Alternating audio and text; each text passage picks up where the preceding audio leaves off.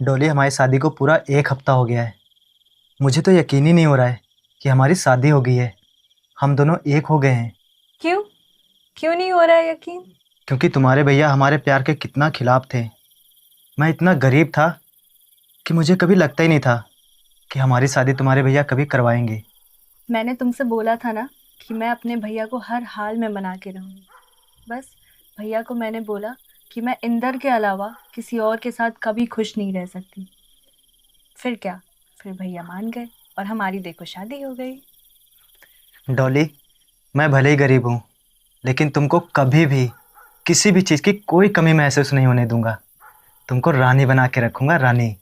और हाँ डॉली, मेरे होते हुए तुम्हें कोई कुछ नहीं कह सकता।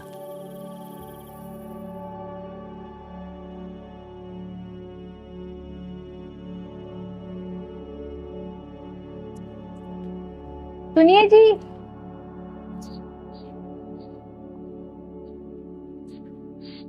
हाँ डॉली, बताओ क्या बात है। वो मेरा ना पानी पूरी खाने का बहुत मन कर रहा है। जब आप शाम को काम से आइएगा ना तो लेते आइएगा। अरे बिल्कुल लेता आऊंगा। और बताओ, और कुछ खाने का मन है? नहीं नहीं, बस पानी पूरी ही। ठीक है, मैं लेता आऊंगा। तो भैया रुको।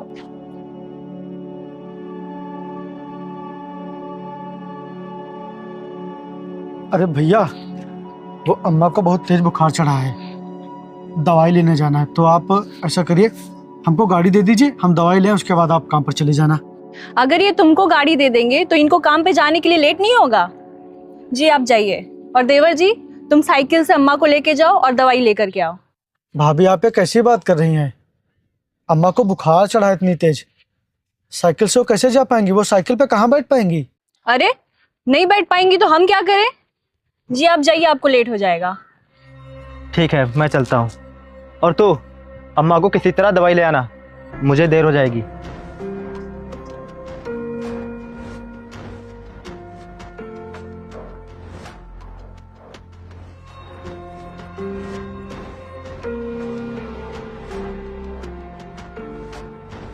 अरे अम्मा, ओ अम्मा। हाँ हाँ बेटा। अरे अम्मा, वो भैया को ना काम पर जाने के लिए देर हो रही थी, तो इसीलिए मैंने उनसे कह दिया कि आप चले जाइए। मैं ऐसा करता हूँ, मैं डॉक्टर से बता दूंगा कि अम्मा को बहुत तेज बुखार है, तो वो अपने हिसाब से दवाई दे देंगे। हाँ माँ? हाँ ठीक है बेटा। ठीक है अम्मा, मैं अभी दवाई लेकर आता हूँ आपको।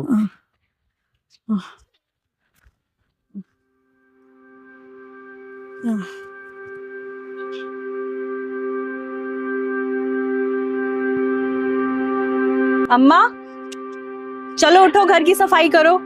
घर कितना गंदा पड़ा है, सुबह से लेटी हुई हो। बहू, मेरी उठने की हिम्मत नहीं पड़ रही है, बहुत तेज बुखार चढ़ा है। अरे शाम तक तो एकदम ठीक थी, अब इतनी तबीयत खराब हो गई है कि उठ ही नहीं पा रही हो। चलो उठो, घर की सफाई करो, क्योंकि मुझसे घर का काम नहीं होगा। मैं कुछ कह रही हूँ, समझ नहीं आ रहा है? चलो उठो, घर की सफाई करो। उठो चलो चलो चलो। बहू ऐसा मत कर। चलो उठो, सफाई करो। चलो चलो, बहाना करना बस। जाओ सफाई करो। चलो चलो चलो चलो चलो जल्दी चलो।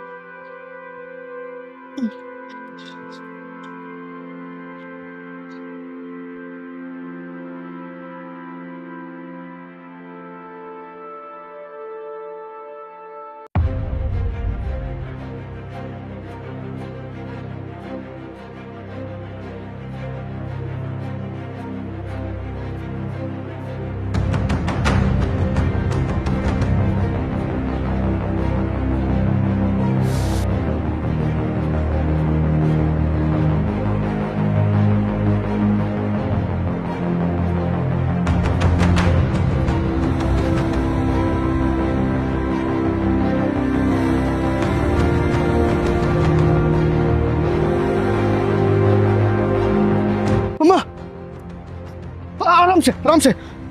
आपको इतनी तेज बुखार चढ़ा है, शरीर आग की तरह जल रहा है, उसके बावजूद भी आप काम कर रही हैं, झाड़ू लगा रही हैं।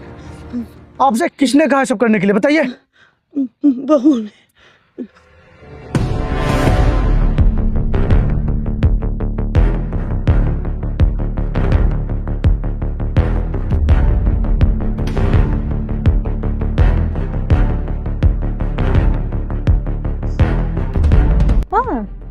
मुझे तो इसके बारे में भाभी। नहीं पता था। भाभी, अच्छा। भाभी, आपको सुनाई नहीं देता क्या? मैं आपको आवाज दे रहा हूँ लेकिन आप हैं कि बात करने में व्यस्त हैं। क्या बात है देवर जी, और इतना चिल्ला क्यों रहे हो? आवाज नीचे करके बात किया करो, समझे ना? आपने अम्मा से काम करने के लिए बोला था? हाँ बोला था, क्या कर लोगे? आप एकदम पागल हो क्या? आपकी अकल है कि नहीं है? अम्मा के इतनी तेज बुखार चढ़ा है, वो चल नहीं पा रही हैं, और आप इनसे काम करवा रही हो? क्यों ना कराऊं? और क्या मुझे इस घर की नौकरानी समझ के रखा है जो मैं काम करूं? भाभी, हर बहू का फर्ज होता है कि वो अपने घर को साफ सुथरा रखे, सबकी सेवा पानी करे, लेकिन आप तो एकदम उल्टा ही बात करती हैं। क्या कहा? मैं सेवा पानी करूं? कभी नहीं। सेवा पानी करेगी तो ये बुढ़िया। भाभी,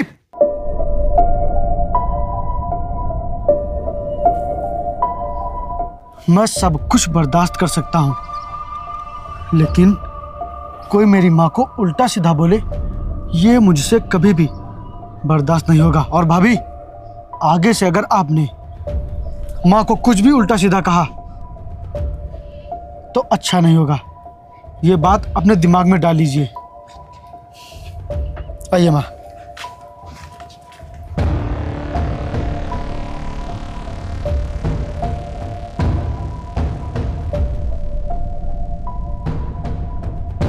क्या भोला ने तुमको थप्पड़ मारने की कोशिश की? उसकी इतनी हिम्मत! तुम रो मत, परेशान मत हो डोली, मैं हूं ना। इसको तो मैं सुबह बताता हूं।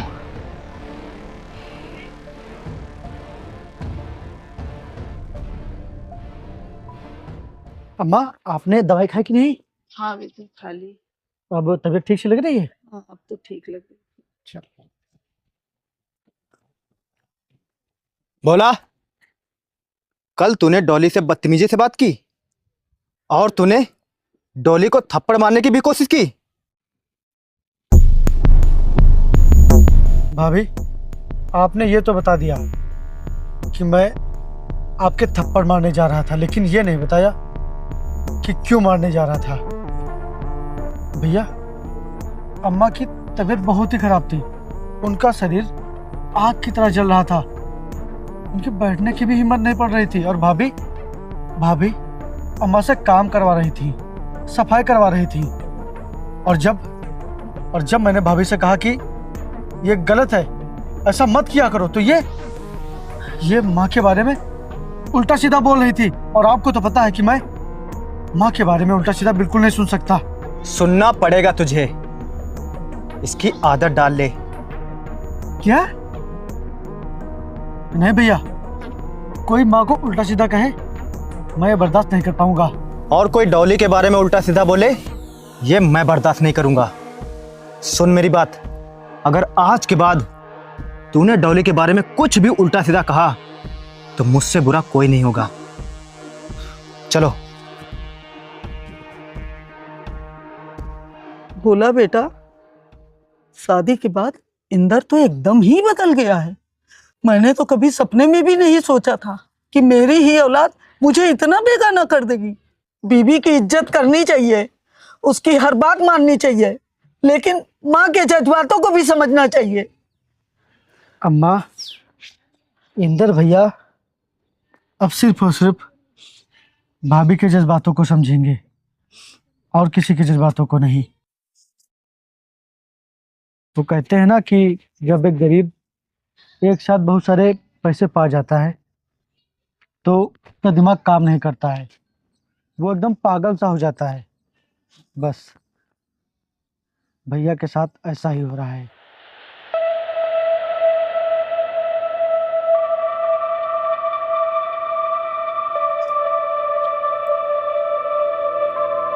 अच्छा डॉली, मैं काम पे चलता हूँ, तुम घर में आराम से रहना।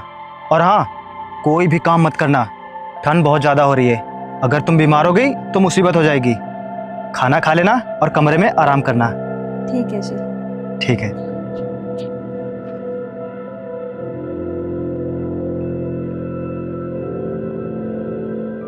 अरे अम्मा, आप समय से खाना खा के दवाई खा लेना। ठीक है बेटा। और हाँ, मैं खेतों की तरफ जा रहा हूँ, जरा देखो तो गेहूं में पानी लगाने वाला हो गया है कि नहीं। अच्छा।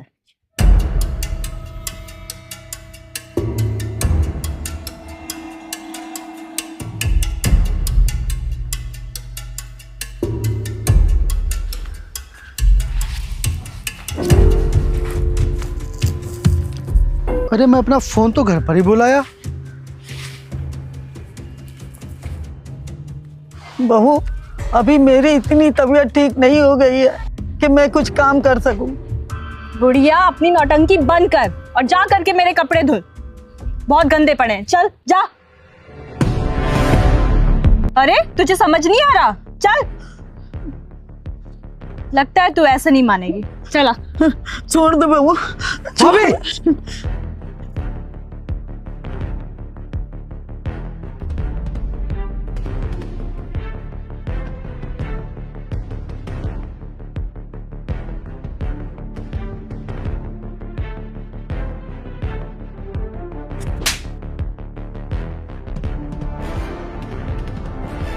तेरी इतनी हिम्मत, तूने मुझे थप्पड़ मारा? हाँ, मारा तुझे थप्पड़, और मैं हर उस इंसान को थप्पड़ मारूंगा जो मेरी माँ के साथ इस तरह की बदतमीजी करेगा, फिर वो चाहे जो हो। रुक, आज मैं बताती हूँ तुझे।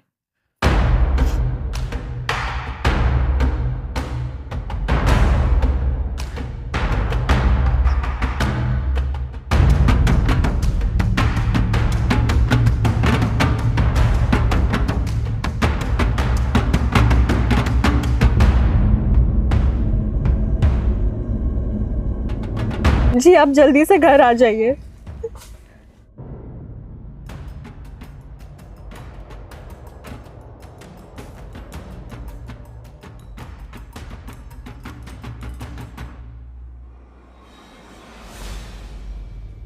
कमीने,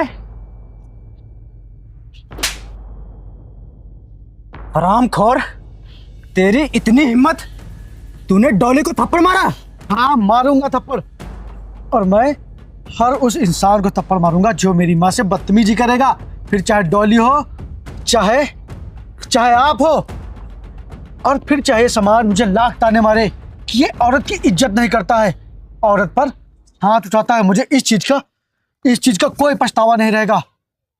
और भैया, जब से इस घर में ये आई हैं, आप तो एकदम बदल ही गए हैं।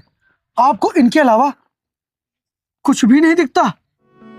माँ की इतनी तबीयत खराब है, लेकिन आपने एक बार भी ये नहीं पूछा कि माँ, अब आपकी तबीयत कैसी है, आप ठीक है कि नहीं।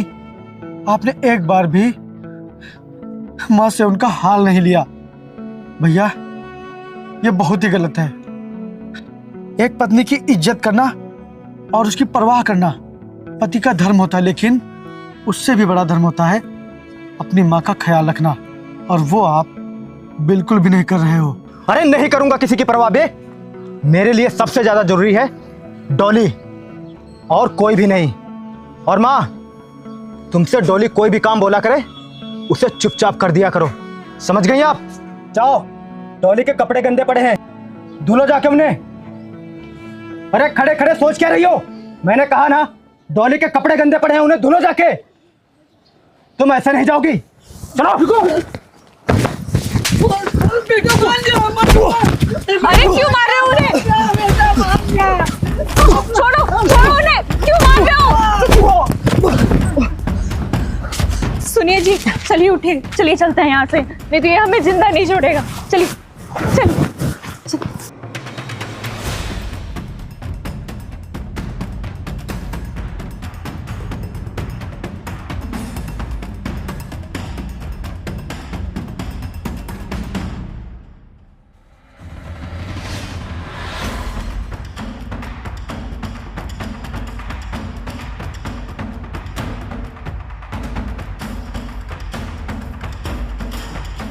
भैया,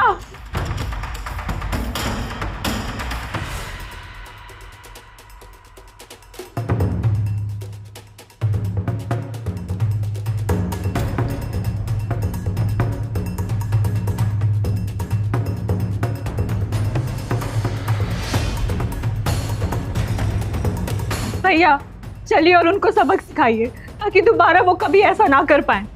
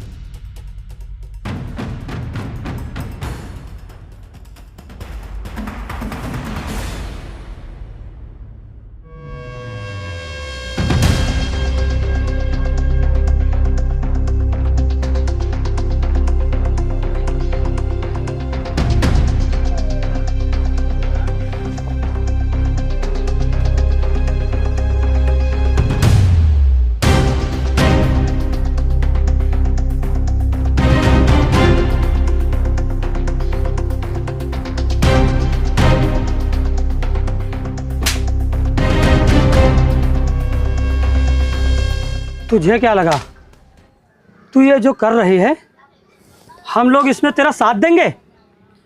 डॉली, तू जो ये सब कर रही है ना, बहुत गलत कर रही है। और एक औलाद होने के नाते इन्होंने जो कुछ भी किया बहुत सही किया। एक औलाद के सामने अगर उसकी माँ को कोई मारे, गाली दे, परेशान करे और अगर औलाद बर्दाश्त कर ले तो फिर किस काम की औलाद। और तुम्हारी सोच तो बहुत ही वाहियात है, बहुत ही वाहियात। लड़की को पाते ही अपनी माँ को भूल गए, अपने भाई को भूल गए। अरे लड़की तो जिंदगी में बहुत मिल जाएंगी, लेकिन माँ सिर्फ एक बार मिलती है।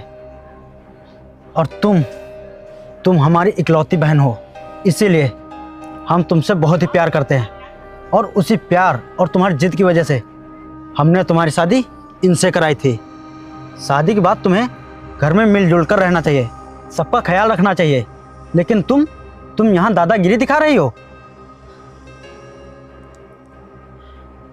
एक औलाद होने के नाते तुमने अपना फर्ज बखूबी निभाया है।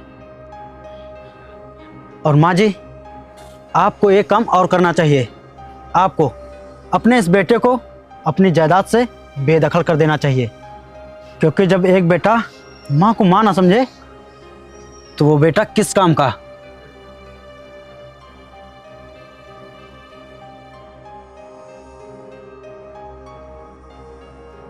अम्मा, अम्मा, अम्मा मुझे माफ कर दो अम्मा। अम्मा मुझे कुछ नहीं चाहिए अम्मा, कुछ नहीं चाहिए। मुझे जायदाद भी नहीं चाहिए अम्मा, मुझे सिर्फ तुम चाहिए अम्मा, सिर्फ तुम चाहिए अम्मा। अम्मा मुझे आज भी याद है कि बाबूजी के गुजर जाने के बाद मुझे और इसे पाल पोस के इतना बड़ा किया है और दूसरों के घरों में जा जा के काम करती थी और हमारी हर ख्वाहिशों को पूरी करती थी। अम्मा आपने अपनी जिम्मेदारी बहुत ही ईमानदारी से निभाई और जब मेरी बारी आई तो मैं अपनी जिम्मेदारी से भाग रहा हूँ, मैं भाग रहा हूँ। लेकिन अब नहीं भागूंगा। मुझे माफ कर दो अम्मा, अब मैं आपको छोड़ के कभी नहीं जाऊंगा अम्मा, मुझे माफ कर दो।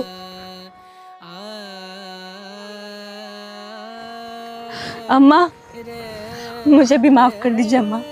आज के बाद से मैं कभी भी आपके साथ ऐसा व्यवहार नहीं करूंगी और आपकी बहुत ही इज्जत करूंगी और इस घर का बहुत ख्याल रखूंगी।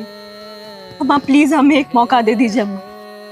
अम्मा हमें सिर्फ एक मौका चाहिए खुद को साबित करने का। अम्मा माफ कर दो, हमें माफ कर दो।